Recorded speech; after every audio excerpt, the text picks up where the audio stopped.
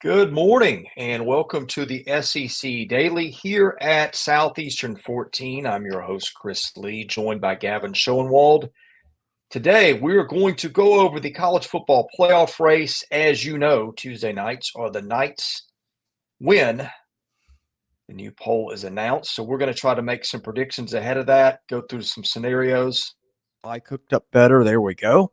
That should sound better now. A lot better. And reminder, always looking for sponsors, caroline.smith at southeastern14.com if you're interested. Our show presented today by Bet Online. Good morning, Tyler.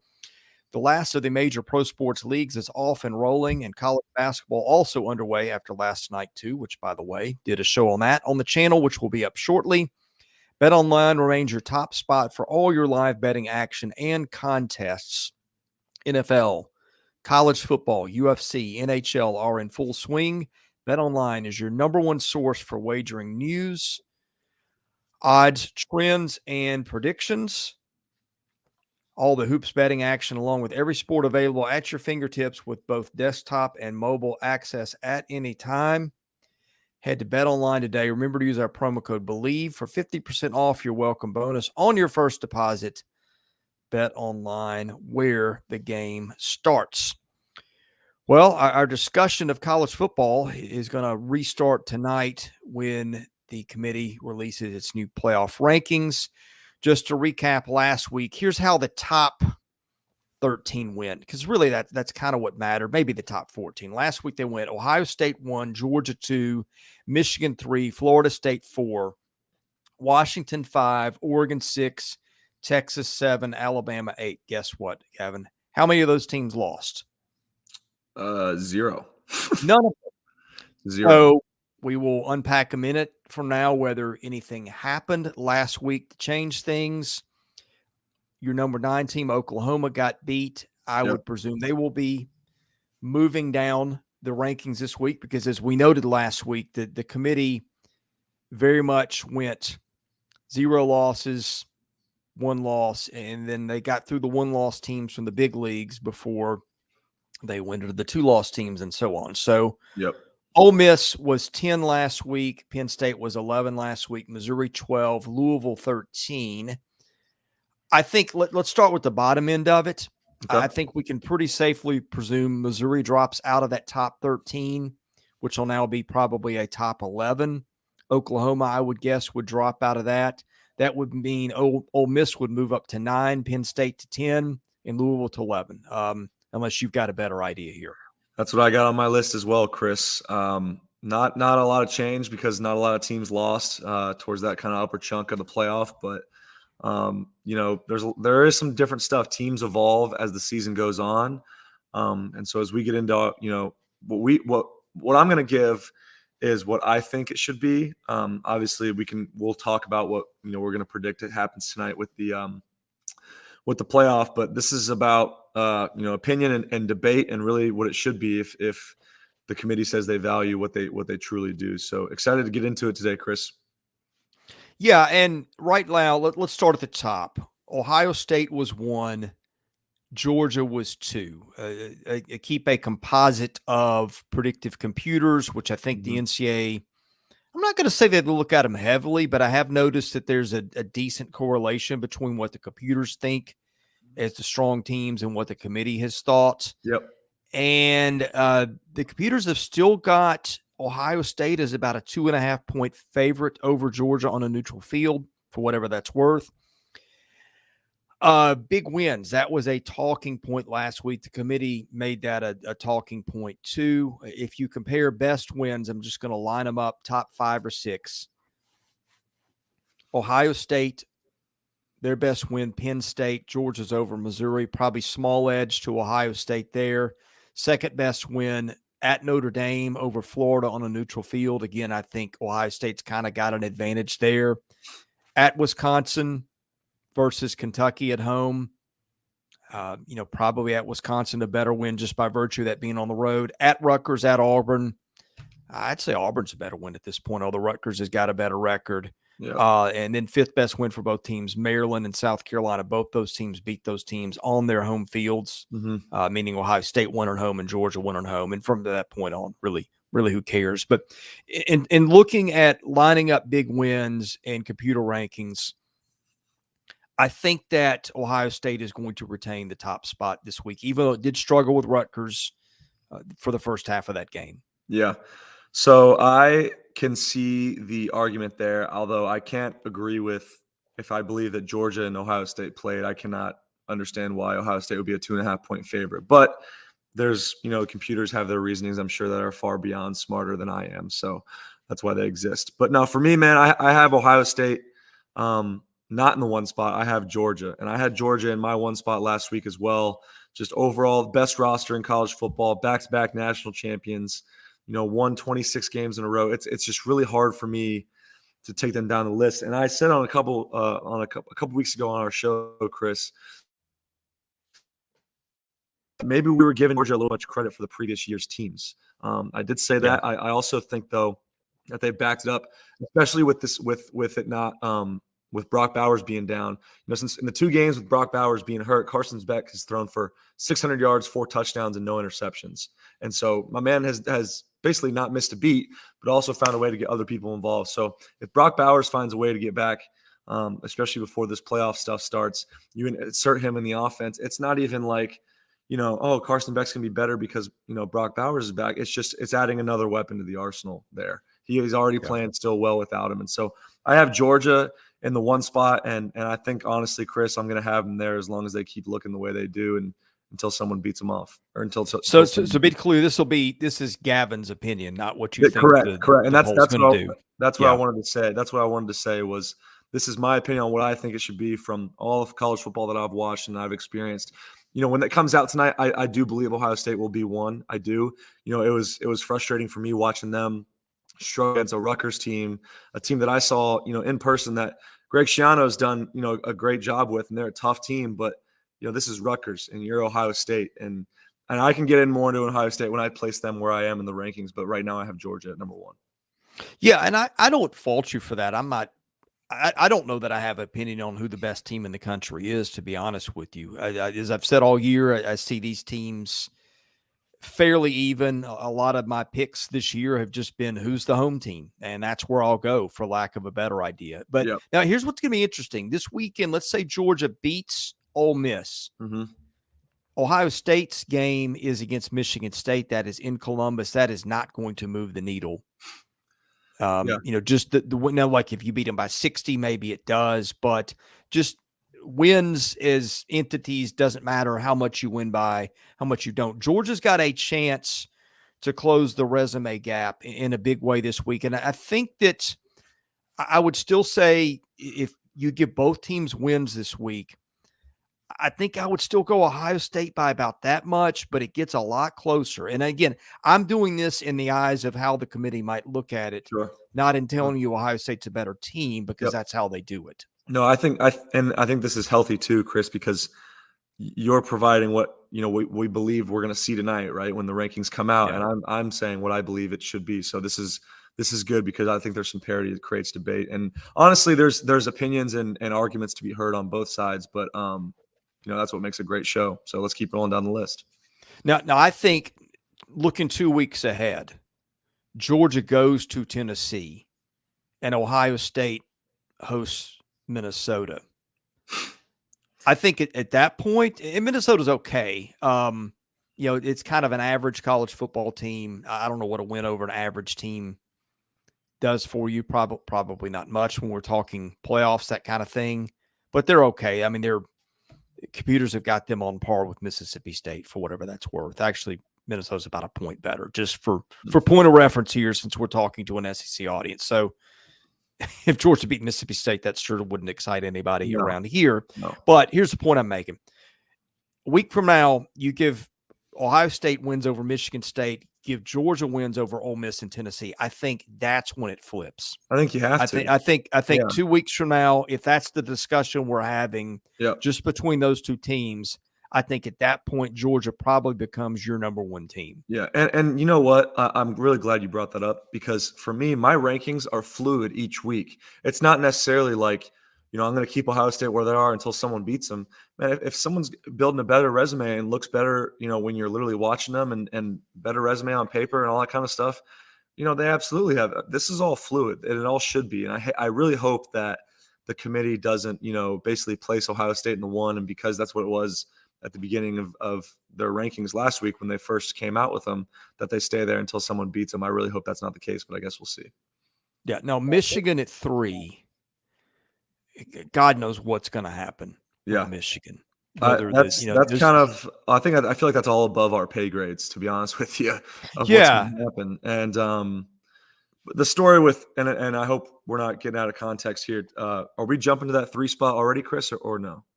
We are. I mean, unless you've got something else you want to put down on Ohio State. I just have. Georgia. So obviously, we just went on a long discussion about Georgia and Ohio State, right? And so, for me, I have Georgia at 1. I'll have Ohio State at 2. Because right now, Ohio State's Achilles heel is their offense. It really is. And how frustrating is that, right? In previous years, you have Justin Fields, C. Stroud, who, by the way, just put up a historical rookie performance for the Houston Texans this past Sunday. Some unbelievable talent guys. And I'm not saying Kyle McCord is a bad player, but he's not that caliber of talent, even though they have Marvin Harrison Jr. And so, seeing them struggle against Rutgers was frustrating. That Notre Dame loss is now being devalued, right, as we've seen them collect some more losses as well. And so, I still have Ohio State at 2. But I'd be lying to you if I didn't think Washington was creeping up on Ohio State as well. You look at, they have the big win against Oregon, which might be, if we talk about Oregon probably being a top 6 team, maybe a more impressive win than Texas and Alabama, but we can get into that later. And then not only that, but Michael Penix has now outplayed 2 other Heisman guys in Bo Nix and Caleb Williams in both games. And so you have a quarterback playing at that high of a level. They're scoring an unbelievable amount of points. And I know USC's defense is basically, ghost. There's no one out there anyway. But still, they're scoring a bunch of points. Michael Penix Jr. is leading the way. I'd be lying to you if I didn't think they were creeping up on Ohio State. Are they catching them? Not yet. But it is really impressive to me. So I have Georgia at 1, Ohio State at 2, and then not far away from them is the Washington Huskies at 3, Chris. Okay, you bring up a good point. Tell me your top 4 again. I haven't gotten to 4 yet, but I said Georgia 1, Ohio State 2, Washington 3, and I really do believe I do believe that 2 and 3 could be interchangeable. I really do. Okay, I'm really curious because I was kind of going in sequence and sorting mine out. You jumped a little further ahead of where I was going to go, but that's fine because I hadn't really considered. I'm sort of thinking of it this way, like in the polls. Usually, the way that the pollsters do it is, did you lose? Yeah. If you didn't lose, you stay where they are. Right. And I hate that. I do too. That's not how I do it. Now, look, Michigan, according to the computers, is the best team out there by about 2 to 2.5 points over whoever's number 2, which in this case they've got is Ohio State. So computers have the Big Ten as the top 2 teams in the land. Now, look, here is my beef with that, okay? I'll give you an example. SMU is doing really well in power rankings this year, according to computers. SMU's best win is probably at Rice. Here's my point. They're teams that just beat up on the weak sisters and manipulate the numbers, and that is exactly what Michigan's done so far. Now, you only play who's in front of you. I get that. But Michigan's best win, Rutgers at Minnesota, at Nebraska. I mean, those aren't wins that just pop. So, they've beaten Bowling Green, Indiana, East Carolina, teams like that, Michigan State. Yeah, I don't really know how you sort out, okay, here we are, Ohio State. We beat some good teams. We're Georgia. We've beaten some good teams. We're Michigan. We've done what? We beat Rutgers. Okay, so what? Yeah, but the computers sorted out, see them as the highest team in the country. A lot of people think Michigan is the best team in the country. Yeah. But my question is, does what you just mentioned, Washington's now got some good wins. Beat Oregon, won at Southern Cal. That Arizona win looking better. Cal wins a decent win. What does the committee do here? Does it go resume over? Because the computers see Michigan as about a 10-point favorite over Washington right now. Yeah. Well, I think, first off, Michigan's been playing high school jamborees for the past 9 weeks. And it's hard for me to respect that, seeing, obviously, coming from an SEC slate where you play back-to-back top 15 teams in the country. And look, I'm not saying Michigan's not a good team, but show me and make me an argument to see of why they deserve to be up there with those guys who have played Yeah. and beaten other good teams. Show me, please. Look, and I'm not saying that Michigan. I'm not disagreeing with you that Michigan, if they play tomorrow, I think it would be a tight game. I don't know about 10 points, but I think it'd be a tight game. But they don't deserve. They haven't earned anything, man. They've been playing high school jamborees for the past 9 weeks, and that's hard for me to respect. And so, like I said, Washington has some good wins now. That Oregon win is looking better and better, especially after Oregon went into Utah and tossed them around, which nobody does. Not only that, but then they beat USC, and Penix is outplayed now. Two of the top 4 probably Heisman betting favorites in Bo Nix and Caleb Williams. And so, to me, that's a team that's definitely earned it way more than Michigan. I don't even have Michigan in my top 4, Chris. I don't. I didn't have it last week, and I don't have it this week. I got Florida State in the 4, and then Michigan at 5. All right, now let me give you a little bit of counterpoint on Michigan. Do you know what Michigan's allowing per game? What is that? Under 7 points. That is crazy in this day and age of college football. That is wild. And that tells you exactly why wild. they But are. like I said, who they playing? Well, right. But, still, you can give up 7 points a game on accident, right? That's fair. I'm just saying that is what makes Michigan such a brutally tough team to figure out what to do with. And that's before we get into all that other stuff. Now, I do wonder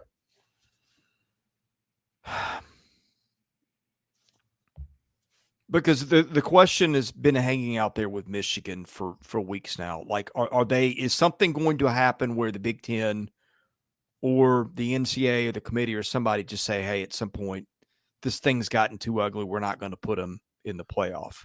That would be shocking to me. That would be shocking. Well, here's the question. Committee's now got an out here, Gavin, for reasons you just pointed out. Do they say, all right, we're going to slide Florida State and Washington ahead of Michigan at this point? They got the same amount of losses. They've beaten better teams and sort of do it that way. Yeah. Well, I think the committee's also been very vocal that it's not their issue. It's the NCAA's issue. I believe that was something that they said publicly.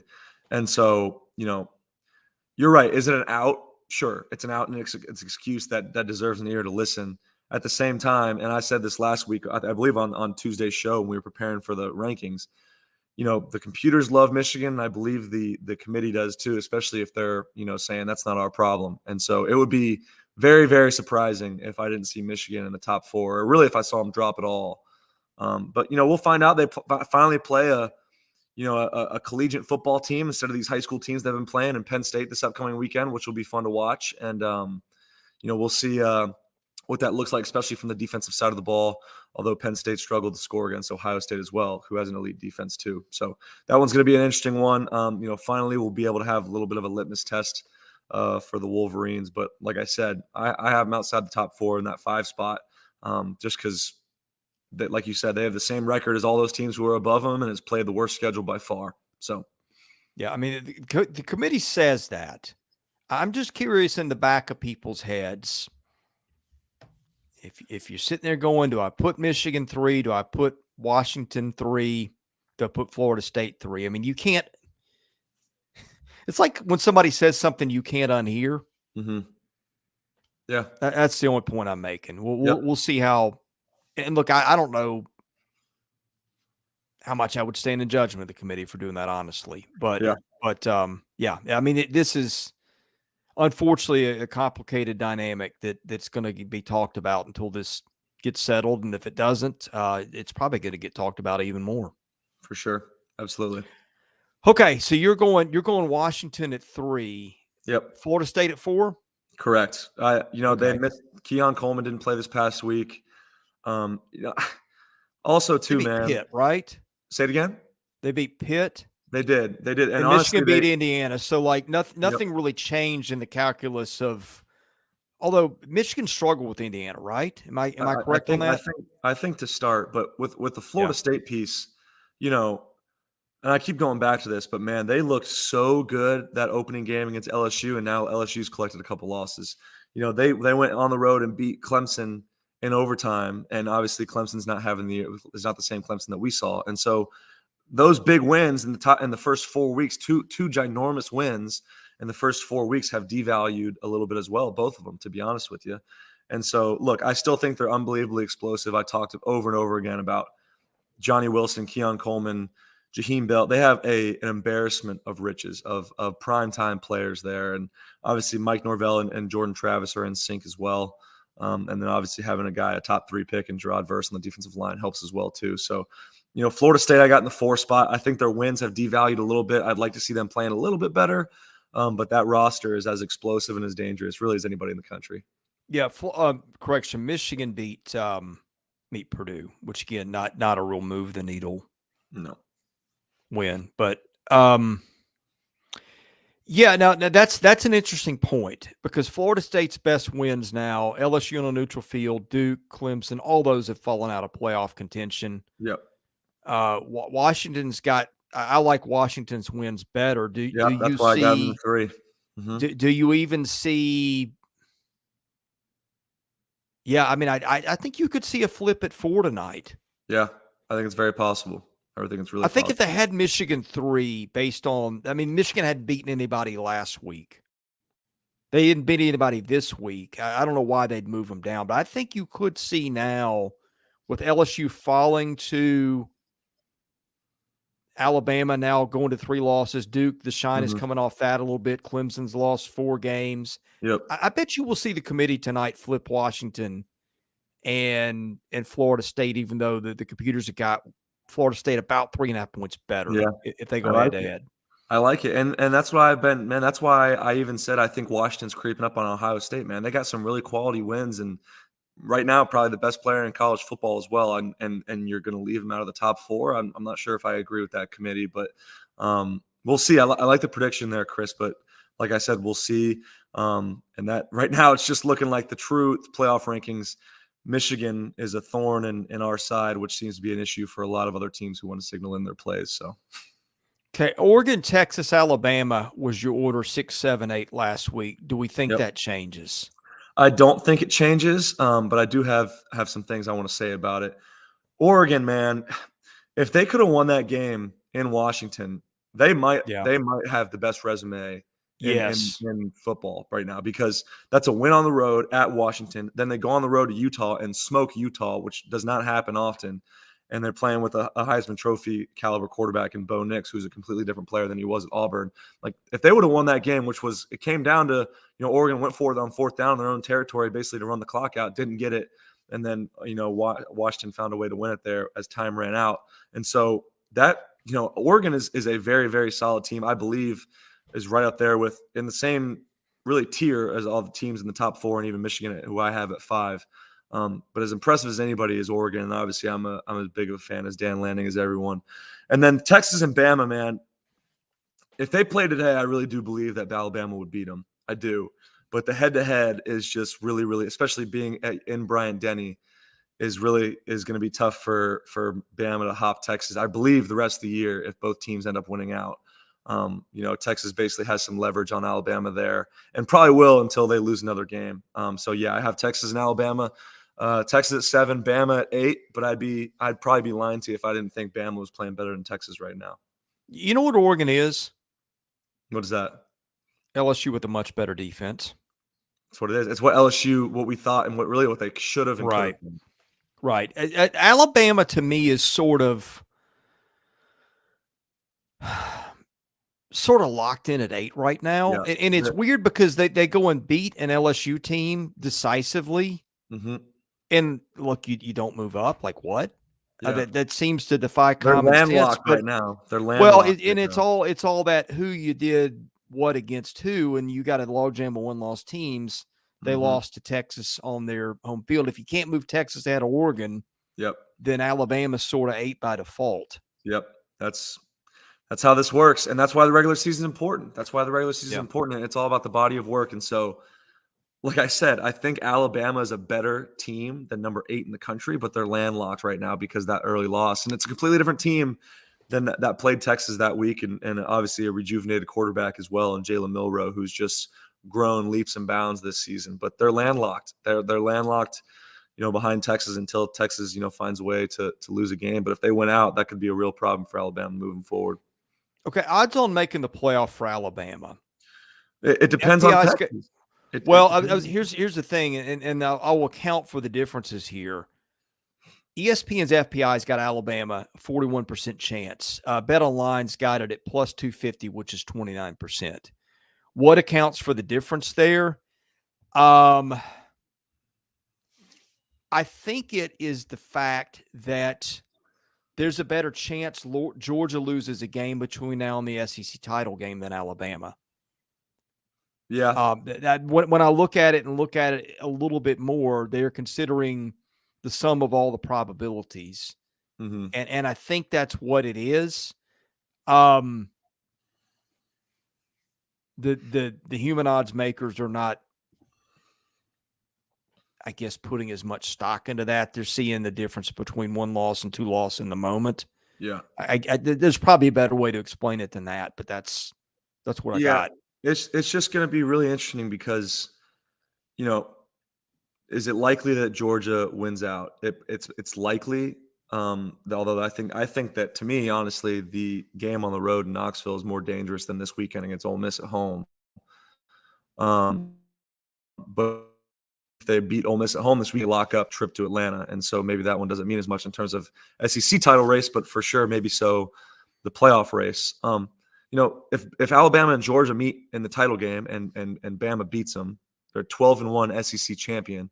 But then what happens if Texas goes and ends up being a 12-1 Big 12 champion, and then you're looking at other undefeated teams? Basically, you got Texas and Alabama fight. Like, Texas is going to have that advantage from the head-to-head earlier, no matter what happens. I'm telling you, at the head-to-head match, and so it's very possible. And I plugged it in on ESPN's college football playoff predictor that if Bama goes 12-1 and finds a way to beat Georgia in Atlanta for the SEC 93%. championship, it's 93%.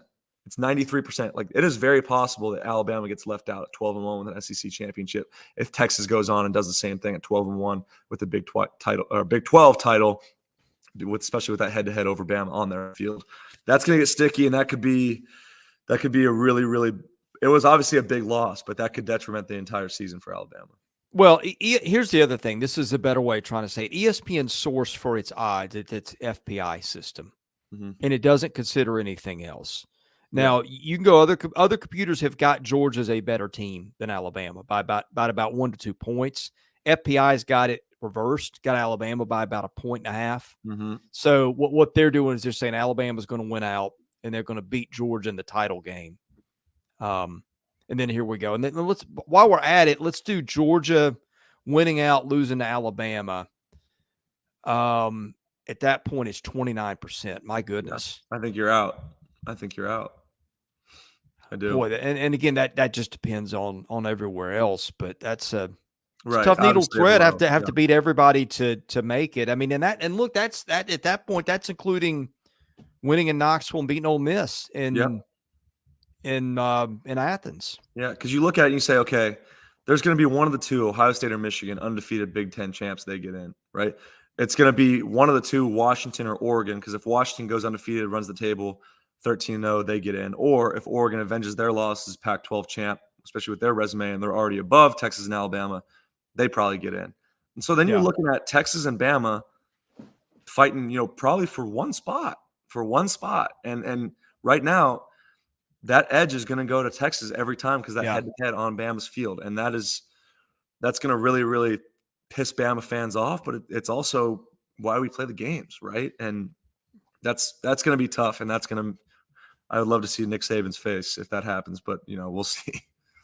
Texas has got to go to TCU, go to Iowa State, and then host Texas Tech. All games it should win, but none of them will be layups, I guess, is a good way to put it. And then we should also see, Chris, with Oklahoma falling down the Big 12 rankings now with 2 losses, who is their most likely opponent in that Big 12 championship game? That's what I was going to ask you, and I don't have the standings in front of me, but I can pull them up. Is it Kansas State? Who they struggled with? Kansas State. I'm not sure, to be honest. Well, Oklahoma beat Kansas State, right? I believe they did, but or have they played? I know it's not. It used to be, Texas and Oklahoma on a collision course to play again, and that's not the case anymore with back-to-back Big 12 losses. And so basically, long story short, y'all, Alabama needs Texas to lose in order to get in the playoff. I truly believe, whether that's the rest of this regular season or in the Big 12 title game. But Texas, because they had their number earlier in the year, that's going to carry weight, especially when it comes to deciding the top 4 teams in the playoff. I think Oklahoma State, I think, has the inside Wow, track Mike right now. Gundy, man, look at those guys. Yeah, They've kind of come out of nowhere. They So have. that's your. They have. And OSU has got UCF, Houston, BYU. So it's going to be. Looks like it's going to be Oklahoma State and Texas in the title game. Yep, man, that's going to be that could be a big one. Everyone's talking about too, man. Oklahoma State coming on. I was watching them a little bit last week in the final edition of Bedlam, which was a great game. Not only has Mike Gundy been there forever and produced some pretty competitive teams, but they have a little bit of a sleeper maybe in the Heisman race with Ollie Gordon, man. Their running back, he's run for nearly 1,300 yards and 12 touchdowns, and you talk about being a bell cow back. And anytime you have a guy obviously who's in the Heisman contention, you have a chance to really win really any game moving forward. So, like I said, if you're an Alabama fan, an Alabama player, Alabama coach, you need Texas to lose a game in order to get in the playoff, I believe. I kept looking to see what Texas and Oklahoma State was in the regular season or when they were going to play, and they don't play. And I keep forgetting, oh, yeah, the Big 12 added a bunch of teams. It's now they didn't all play each other. Jake, I see your question about Ole Miss. And I'm going to get to that in just a minute. But, yeah, that you know what? I really, just as a sidebar, I like the way the Big 12 had been set up.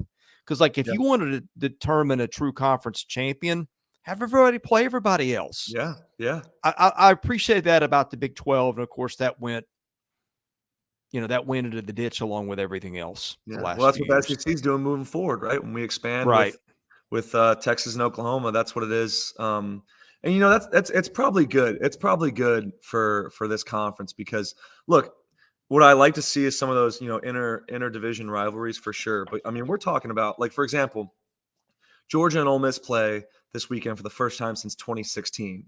I wouldn't mind if I would have saw a matchup or two from in between now and then, right? And so they played once in 11 years. That's crazy. Yeah, and that's nuts. That's absolutely nuts. And so I think, and it's good for one thing I love, especially the National Hockey League does this, is they play 82 games, I know, but every team you visit, every other team's home place. And so I'd love to see my team play somewhere else that I never really get to go visit or whatever it is. Yeah. And it's probably just good for the sport, but also just good for the conference and the fans.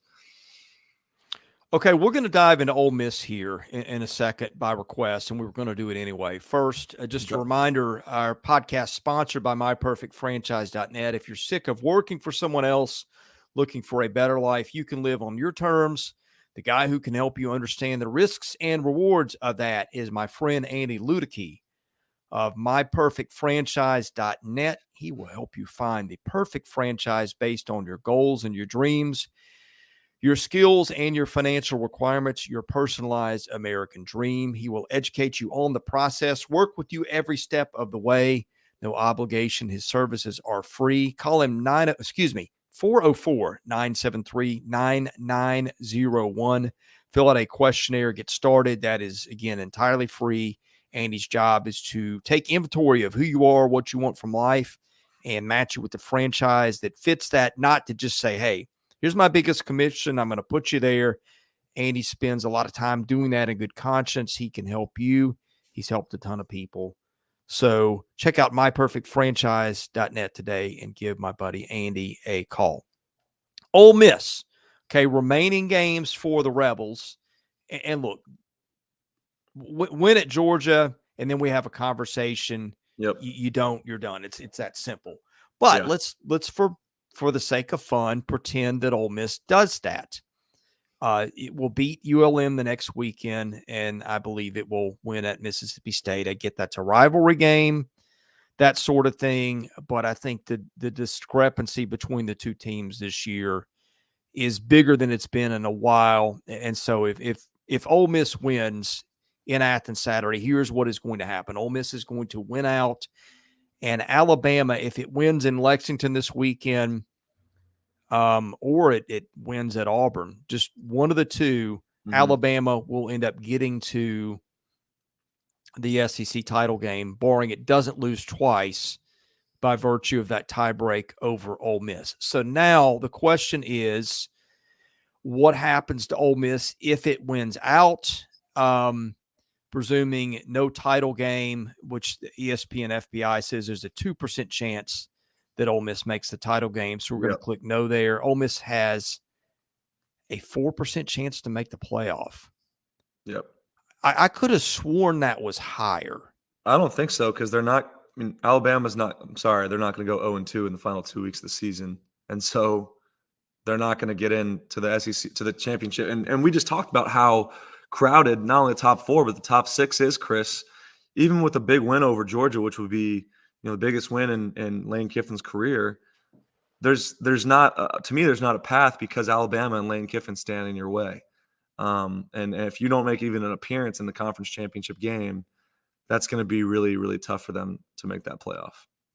Now get this. Oh, wait, I think I clicked the wrong button. Because I think I clicked no for winning the championship rather than not playing. So Ole Miss wins out, doesn't make the conference title game. It's got a 23% chance. Now, if you really want to make it interesting, let's say Alabama loses to Kentucky and Auburn. Highly unlikely to happen, but let's say it does. Ole Miss wins out. Highly unlikely. Beats Georgia again. 88% chance to make the playoff. So Ole Miss, you are rooting to win out, and you're rooting for Alabama to lose out, and that is your chance. And if you get that, there's a pretty good chance you're there. Now, here's what's interesting. BetOnline does not even have odds posted for Ole Miss to make the playoff, which I think is a little short-sighted. But I don't see. I disagree with you there, Chris. I don't think so, because show me the odd, and the reason there's not there is because they probably plugged it into the computer, and it's probably so astronomical that it's not even worth putting on the site or whatever the betting thing is. Like, you have, not only do you have to go beat Georgia, who hasn't lost at home since before COVID happened, but you have to go Alabama to go 0-2 in the final weeks of the season. That's just really, really unlikely. Look, I'm not saying that it's impossible. We've seen probably crazier things happen in college football, especially, things get wacky in these last 2 weeks. Look at South Carolina last year and what they were able to do. Now look, Ole Miss is a way better team than last year's South Carolina. But still, I think it's – and that's why we look back, dude. We look back and we talk about how much of a missed opportunity that was, especially when Alabama was down in the dumps and Ole Miss basically showed up in Tuscaloosa and laid an egg. That was really disappointing, and probably even more disappointing now, seeing what's in front of Ole Miss. But I think it's highly, highly unlikely. Impossible, no. But I think this game this weekend still is intriguing between Ole Miss and Georgia. Donovan's trolling me here. Donovan, old friend of the show. Love Donovan. Donovan's an Auburn fan. Okay. Here's why I think they should have odds on it, okay? I'm looking at FPI. It's giving Ole Miss a 30% chance to win the game in Athens. Do I think that's high? Yes, I do. Higher than I would have thought. Yeah. But again, you give them a chance. They win a game in which they got a 30% chance. Not me saying it, but the computer saying it. ESPN's computer saying it. Right. But then how could you not have odds contingent from that point on if they beat Georgia, because they're going to win the next two, I think, barring something crazy. And then you're not going to, odds are you're not going to have another loss. How is that not? Because not on the table? Because Alabama's not going to lose to Kentucky, and Alabama's probably not going to lose to Auburn. But see, here's the point, Gavin. If Alabama doesn't lose out and Ole Miss wins out, it's still got a 23% chance if it beats Georgia, according to that. See, but yeah, according to that. But you're telling me after everything that we just went through and how crowded the top six the playoff is, and how Alabama. You're telling me that a team that didn't even make its conference championship game is going to get in the playoff, between Washington, between Oregon, between Ohio State, Michigan, between all that stuff that we're talking about. You really think they're going to I'm just saying, if we're putting odds on Louisville and Penn State, I didn't get there too, then why don't we have them for Ole Miss? I didn't know Louisville still had odds. Ole Miss is a way better team than Louisville. I didn't know all that. That's my point. Okay, I hear you there. I hear. I think our friends at BetOnline need to get that one on the board. I hear you there. Do you ever get dizzy just doing this? I mean, a little bit, but like that's what the joy is, right? Well, I Because know. That's why it's fun, right? yeah, that's why it's fun. But like, you know, we do this every year, and we thought for sure this was the year where it was going to make us the most dizzy and all that kind of stuff. And we're probably still going to end up with Georgia and Alabama in the SEC championship. So Yeah. Well, I mean the whole thing. I mean, it's yeah, just. I was going to say let's go down and predict a scenario here that how we think this is going to end up. But I swear to God, I would get lost in the middle of doing it. yeah, I mean, it's just that it's that wide open. yeah, yeah, yeah. It's wide open, man, and it's going to be an interesting game. I know we're talking hypotheticals. We haven't even really talked about the Ole Miss Georgia game in Athens. I'm sure Chris, you and I will dive deeper into it later in the week. But I mean, if you guys haven't seen, I had a great time watching Lane Kiffin's press conference. You can tell, we talked about last week how Lane Kiffin's relationship with Jimbo Fisher is, he pokes fun and it kind of makes fun of him a little bit. There's some real mutual respect between Lane Kiffin and Kirby Smart from their time together at Alabama. And you can just tell the way that they speak about each other is maybe a little bit different than how maybe Lane jokes and pokes fun and trolls other SEC coaches. And then from Kirby's side as well. So mutual respect. But if you guys have a chance, go back and watch Lane Kiffin's presser. Talks about how high of a hill they have to climb. Like I said, Georgia hasn't lost at home since 2019. And that was against South Carolina when Will Muschamp was their coach. And it's not like Kiffin can call Muschamp up because he's on their staff. And so it's just going to be really, really interesting to see Kiffin's approach to see, what this is. It's going to be an absolute duel. Obviously Ole Miss is known for their explosive plays, and Georgia is, the best at containing those explosive plays in the entire country, or really in the entire conference. So going to be a fun chess match. Ole Miss hasn't been great on the road, except for, how it looked at Tulane early in the year. Didn't look great at Auburn. And then obviously what happened in Tuscaloosa. So going to be really interesting, but I'm definitely looking forward to this one, Chris. But by the way, would be remiss if I didn't mention this. Other teams, and BetOnline does not have odds on these. I think my dad on Missouri's old. I think they're down to 0.0 on FPI. Oregon State, a 0.1% chance to make the playoff, according to FPI. Same with Utah. Tennessee, a 0.3% chance. Just for fun, because that's what we're here for. Tennessee, in order to make the playoff, needs to win at Missouri this weekend, beat Georgia in Athens, and then beat Vandy in Knoxville. Now, look, ESPN's FPI doesn't even have a predictor scenario up for Tennessee for what it's worth, but I'd be very curious if the Vols run the table. Yeah. What that looks like. Yeah. And that's why, I mean, if Ole Miss beats Georgia this weekend, which is not likely, but it can happen, we're set up for one of the most insane atmospheres, I believe, is going to be in Neyland Stadium in here in 2 weeks, because that's going to be a chance for Tennessee to go to Atlanta, and obviously that changes everything. And so if I'm a Tennessee fan this weekend, obviously you got to take care of Missouri on the road, who's a solid team. We saw basically went toe to toe with Georgia at home. That you got to take care of that one first. But if you're pulling for your old pal Lane Kiffin this weekend, that's for sure. You're pulling for your old boy Lane Kiffin, and so break out the mustard bottles, because that's who you want to win this weekend. That's for sure. By the way, Oregon State, here's the reason a 2-loss Oregon State has still got a snowball's chance at FPI. It is because after the Stanford game this weekend, home game with Washington, game at Oregon. Look, you win those, your respect factor rises a bit. You need some luck other places with, you probably want Georgia to win at that point and have a 2-loss Alabama put out of it. Maybe Texas take a loss somewhere. That kind of thing. But yeah, that's how you get there. Mm-hmm. That's it. Beetle Ridley, what happens if Tennessee and Ole Miss both went out? Okay, so again, that would entail this. Tennessee would have to beat Missouri on the road, beat Georgia, beat Vandy. And and then Ole play Miss beat Alabama. Georgia. I mean, I think that I think this is your answer, and maybe it's unfair. Although here's where it gets interesting, okay? Because if Tennessee and Ole Miss both went out, that means you got Tennessee and Alabama in the title game. Correct. Presuming Alabama gets 1 or 2 wins. Georgia goes home at that point. Yep. Tennessee gets a chance to pick up another win. I mean, all of a sudden Tennessee's got wins over A&M, Kentucky, Georgia, Missouri, Alabama. I mean, that's a pretty nice resume. But here's the problem. If you're Tennessee, we saw what the committee did a week ago, right? They said, all right, we're going to take all the unbeatens. We're going to put 6 of those at the top. Then we're going to go through the 1-loss teams, and we're going to put them all. What was it?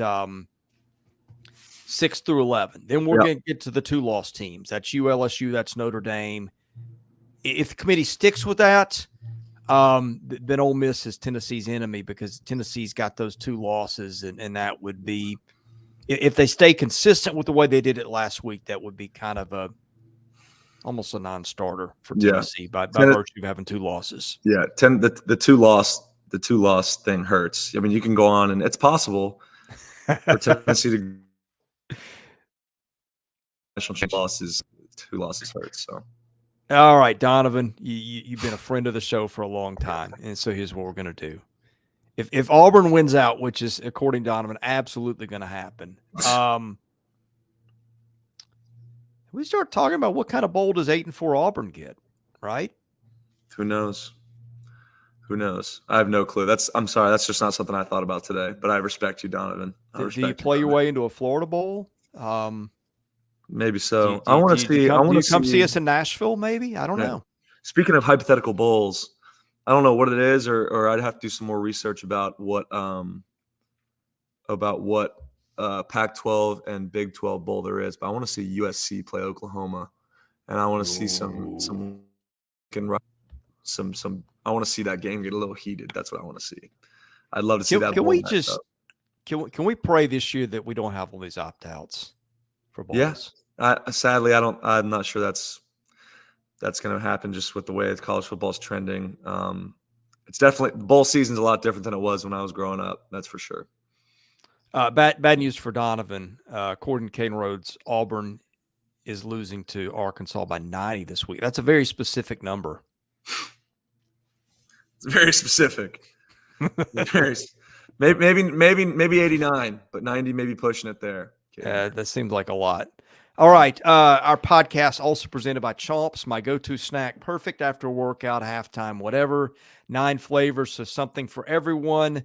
Start with the trial pack that has 6 different flavors, all 3 proteins, 9 to 10 grams of protein, 60 to 100 calories per stick, Whole30, keto, certified paleo, gluten-free, free of the top 9 allergens, no hidden harmful ingredients. Check out the promo code for Chomps, which I forgot to put in the show today, but you can get 15% off. I believe that code is SE14. So go to chomps.com, get a discount on your order, help those who help the show. All right, Gavin, tomorrow we will unwind what the committee does tonight. Looking forward to seeing that. We maybe look a little further ahead to weekend games in terms of the ones that are going to shape the national narrative. We got one big one in the SEC. I mean, and you got more than that, actually. I mean, if Kentucky were to upset Alabama, that would change things. But the big game is going to be Ole Miss and Georgia. You got some other big games across the country. Michigan at Penn State would be one of them. We'll start unpacking that a little bit more. And, we're going to break down a little bit more of Ole Miss and Georgia as the week goes on. And who knows what we got coming here at Southeastern 14. We got basketball content too, by the way. We are putting up a video on last night's basketball games. So had a lot of fun breaking that down for about 45 minutes earlier today. With basketball season being here, we're having a lot of fun with that. And that is kind of where we started. We started out as an SEC basketball channel. and are now doing all kinds of things. Ooh, I didn't know that about Broom Donovan. So in any case, we'll be here for you tomorrow. We'll start that at 11 Central. He is Gavin Schoenwald. I'm Chris Lee. We are the SEC Daily here at Southeastern 14. God bless you. Have a great day. And thank you for watching Southeastern 14 presented by Bet Online.